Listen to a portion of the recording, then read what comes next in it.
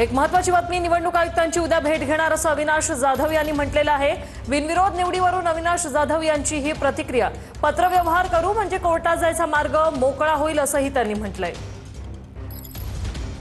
निवडणूक आयुक्तांची भेट घेणार आहोत आणि त्यांना जे काही 64 ठिकाणी या घटना घडलेल्या आहेत त्याच्या बाबतीतला पत्रव्यवहार करणार आहोत म्हणजे आम्हाला कोर्टात जाण्याचा मार्ग मोकळा होईल। खरं तर त्यांनी आज जिल्हाधिकाऱ्यांना विचारलंय, पण शेवटी त्याच आरओ रिपोर्ट देणार आहे ज्यांनी ह्या सगळ्या गोष्टी केलेल्या आहेत।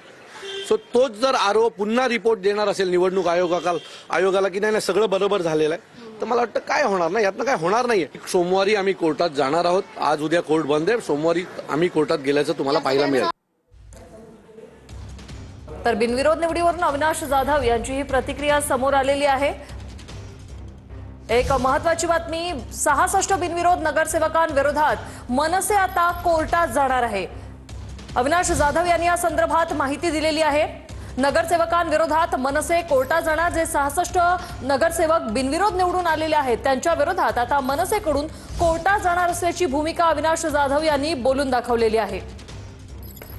माध्यमांशी संवाद साधताना त्यांनी ही माहिती सांगितली। सोमवारी भेट घेतली जाणार आहे 66 बिनविरोध नगरसेवकांविरोधात मनसे कोर्टात जाणार। मनसे सोमवारी कोर्टात जाणार असं अविनाश जाधव यांनी सांगितलेलं आहे।